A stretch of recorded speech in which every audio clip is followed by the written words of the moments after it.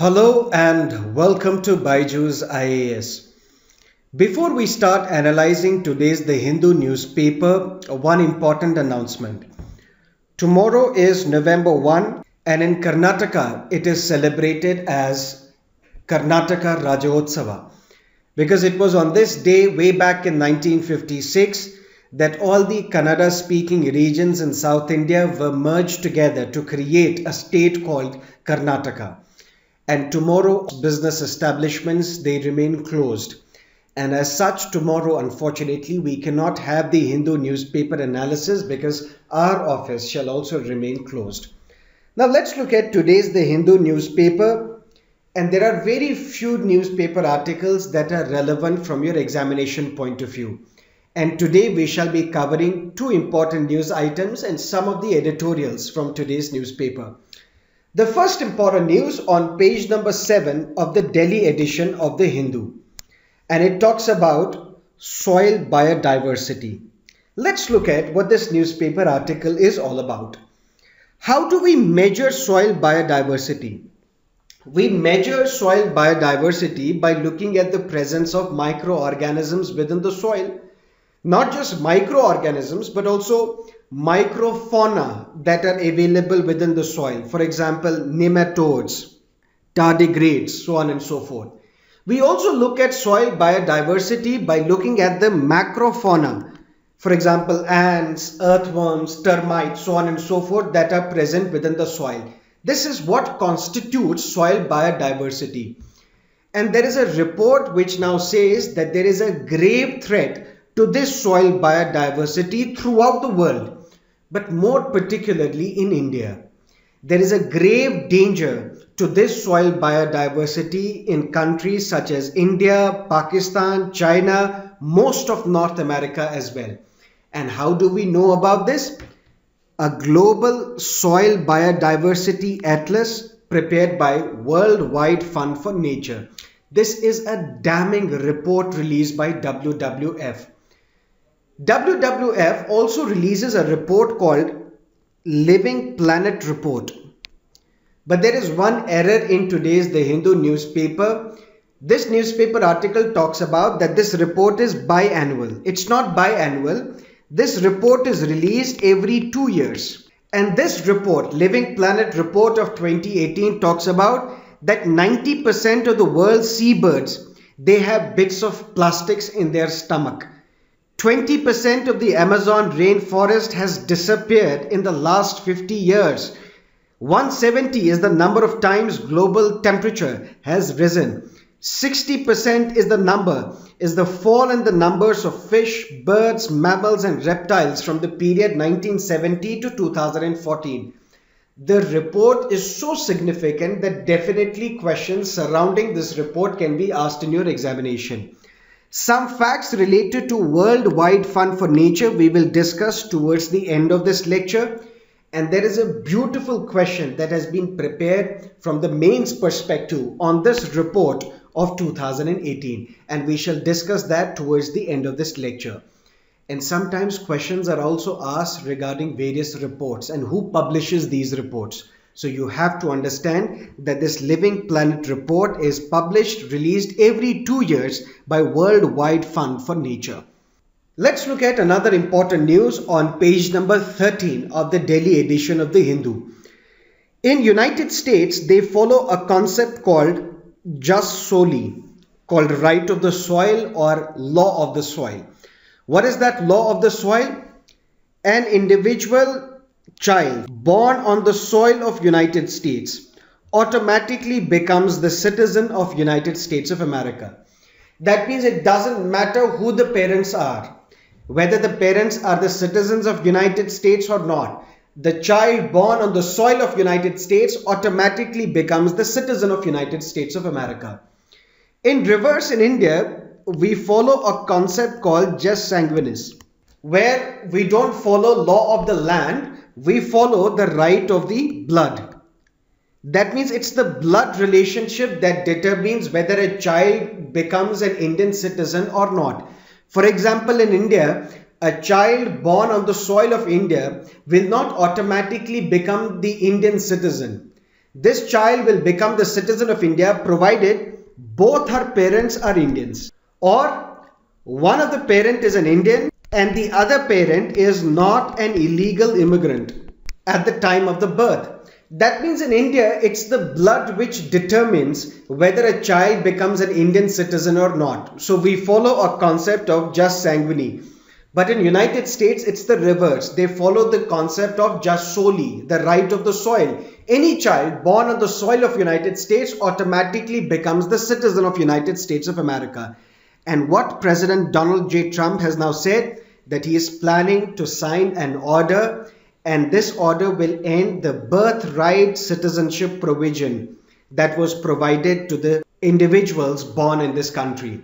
So if this executive order is signed, then birthright citizenship will end in the United States of America. These are the two newspaper articles that are important, can be relevant for your examination. Now let us look at some of the editorials and columns in today's The Hindu newspaper. First up, averting polarization. Now this is the editorial in response to the Supreme Court ruling, wherein Supreme Court said that we will decide when to hear the Ayodhya petition in January 2019. So January 2019, we will sit together and we will announce the dates when Ayodhya petition shall be heard by the Supreme Court judges. And what this newspaper editorial talks about, it praises the Supreme Court ruling, saying that Supreme Court now has prevented further polarization in the society. This editorial says that judiciary should not look at the date of elections and then decide when to hear a particular case, because you need to insulate elections from the judicial process. But here the Hindu editorial says that Supreme Court has done a commendable service by linking the date of elections with the delivery of Ayodhya verdict, because it could have polarized the society along religious lines. The editorial says that it is equally important that religious sentiments are not stoked and exploited during the election season. And the decision given by the Chief Justice of India, Ranjan Gogoi, is quite pragmatic. But this editorial also talks about some cautions that Supreme Court has to take. For example, already there are some ministers and some members of the ruling party, some members of the Sangh Parivar, who are saying that this Ayodhya verdict has been delayed for a long time now. And the only way to build a mega Ram temple at the disputed site at Ayodhya is to have a law or to have an ordinance in place. That means promulgate an ordinance so that we can start constructing a mega Ram temple at the disputed site at Ayodhya. This editorial says that now Supreme Court has to be vigilant, and this must be resisted. This promulgation of an ordinance must be resisted by the judiciary. That is what this editorial talks about. Let's look at another column written by the Vice President of India, M. Venkaiah Naidu. Today we have seen that Prime Minister Modi has inaugurated the world's largest statue, the Statue of Unity, in the honor of the Iron Man of India, Sardar Vallabhbhai Patel. And Venkaiah Naidu, the Honorable Vice President, is remembering the unifier of modern India, Sardar Vallabhbhai Patel. And this newspaper article becomes very important from your mains perspective if a question is asked on Sardar Vallabhbhai Patel. What Venkaiah Naidu is talking about, he is listing down some of the important contributions of Sardar Vallabhbhai Patel. The first biggest contribution is the unification of the states into the Dominion of India. Now we know that there were more than 560 princely states in India at the time of the independence. And these princely states were provided with an option that either you can join India or you can join Pakistan or you can stay independent as well. But it was the untiring effort of Sardar Vallabhbhai Patel that majority of these princely states, they joined India. And that is why Sardar Patel is called as the Iron Man of India or the Man of Unity in this country. A particular emphasis is made on Operation Polo, because there were three princely states where problem arose. One was in Hyderabad. The Nizam of Hyderabad, he did not want to join India. He wanted to either join Pakistan or stay independent. But it was through decisive military action where Sardar Vallabhbhai Patel is thought to have persuaded Prime Minister Nehru that we should send army to Hyderabad, and through military action, Hyderabad became part of India. So this Operation Polo is related to the accession of Hyderabad into the dominion of India. This can also be a potential question for your prelims examination. Another important contribution that is listed by M. Venkaiah Naidu is regarding All India services that you are all aspiring for. How many All India services do we have? Indian Administrative Service, Indian Police Service, Indian Forest Service. These are the three All India services that we have. When the issue of civil services was discussed in the Constituent Assembly, Pandit Nehru stood up and he said that the entire concept of civil services or Indian civil services should be disbanded.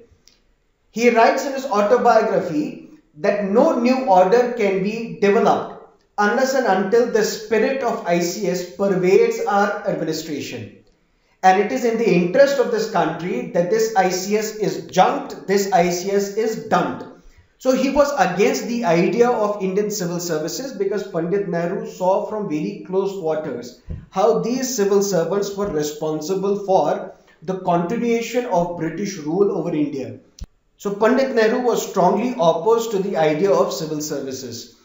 But it was Sardar Vallabhbhai Patel who in Constituent Assembly provided for a constitutional status to these civil services. And that is how IAS and IPS were conferred with constitutional status by the Constituent Assembly. And that is why Sardar Patel is known as father of all India services. That is another big contribution of Sardar Vallabhbhai Patel listed by M. Venkaiah Naidu.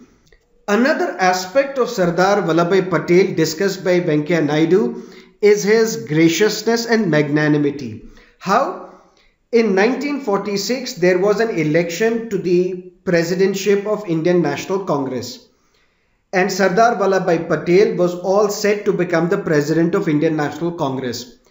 And it was then thought that whoever is the president of the Congress party will invariably be the prime minister of the independent India as well. Although majority of the state Congress committees had proposed the name of Sardar Vallabhbhai Patel as the president of the Congress party, but under the influence of Mahatma Gandhi persuaded Sardar Patel to withdraw and allow Pandit Nehru to become the president. And that Venkaiah Naidu says is the graciousness and magnanimity of Sardar Vallabhbhai Patel. That is what this newspaper article is all about. Now let's look at another editorial, Zia Cornered. This is in response to the developments in Bangladesh, wherein the Supreme Court in Bangladesh has convicted the former Prime Minister of Bangladesh, Begum Khaleda Zia. Her son, who is on an exile, has also been convicted and sentenced to life imprisonment. And with this ruling of the Supreme Court, the chances of Awami League, which is headed by the current Prime Minister Sheikh Hasina, their prospects in the next election have brightened. But at the same time, what this editorial talks about is that Begum Khaleda Zia's tenure between 2001 and 2006, it was marred by corruption. It was marked by support for fundamentalism, because Begum Khaleda Zia, they supported the fundamentalists, the Islamic fundamentalists in Bangladesh, and there was a regressive, aggressive and deceitful attack on the opposition. Opposition was curbed during this tenure of Begum Khaleda Zia. But at the same time, what Sheikh Hasina has done now, during the period of Sheikh Hasina, we have seen that economic growth in Bangladesh has improved. The delivery of welfare schemes to the public has improved. Public health has also improved in Bangladesh, which we can see that infant mortality rate has reduced to a large extent in Bangladesh thanks to the leadership of the Sheikh Hasina-led government in Bangladesh. But this editorial also points out to some of the concerns right now. The editorial talks about the new digital security law that has been passed by the parliament in Bangladesh. What this new digital security law talks about? It talks about that if anyone secretly records the state officials' meetings or spreads negative propaganda about the liberation war of 1971, because in 1971 Bangladesh was liberated and an active role was played by Indian intelligence agencies in India, which were responsible for the creation of Bangladesh, because the Pakistan state was split between East Pakistan and West Pakistan, and then a Bangladesh state was carved out from East Pakistan. So anyone who publishes or propagates negative propaganda about this liberation war shall be convicted, shall be sentenced in Bangladesh. The editorial says that it will have a chilling effect on Bangladeshi media, it will have a chilling effect on freedom of speech and expression. So Begum Khalida Zia's conviction might be okay, but Sheikh Hasina should not emulate Begum Khalida Zia and become authoritative and dictator. That is what this editorial is all about. Let us look at some of the prelim special question.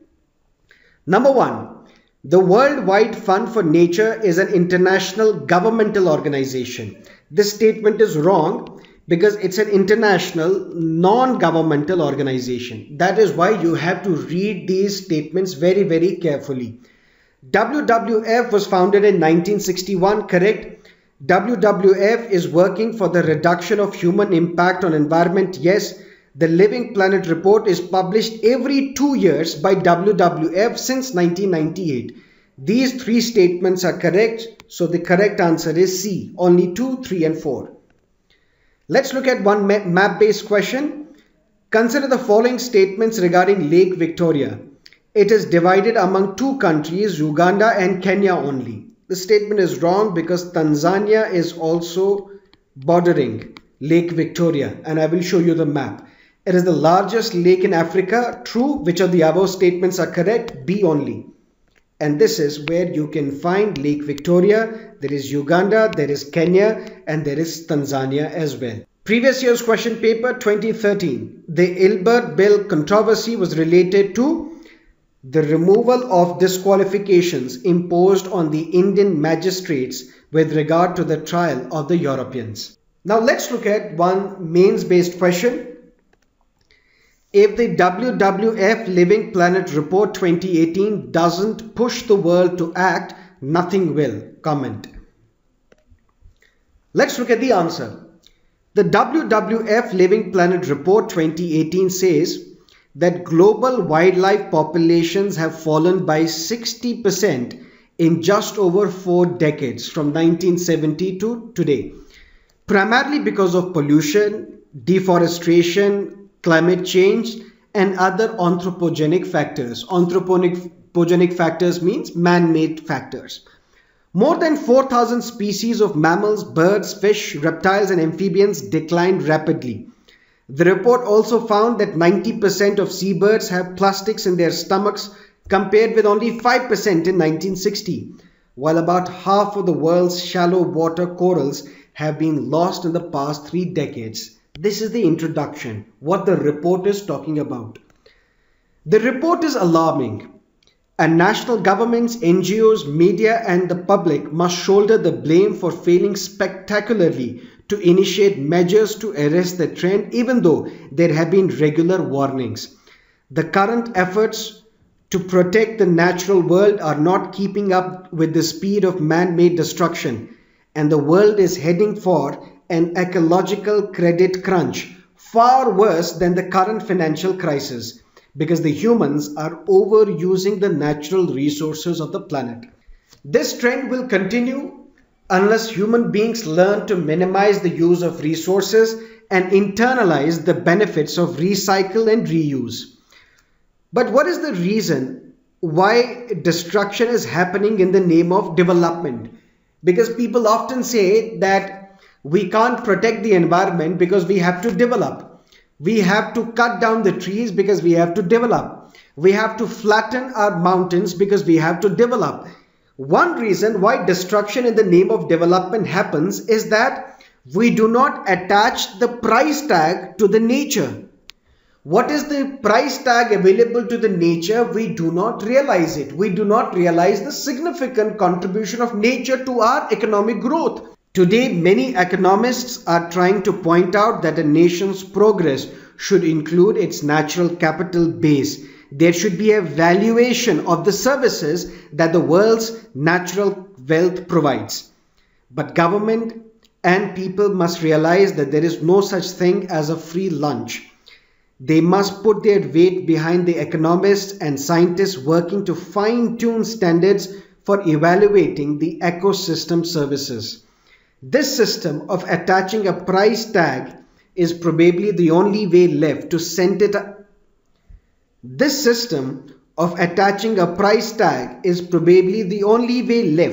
sensitize human beings that all creatures, great and small, have some role to play in sustaining the earth's web of life. That is all that you need to know from today's The Hindu newspaper. Thank you for being with us. Have a great day.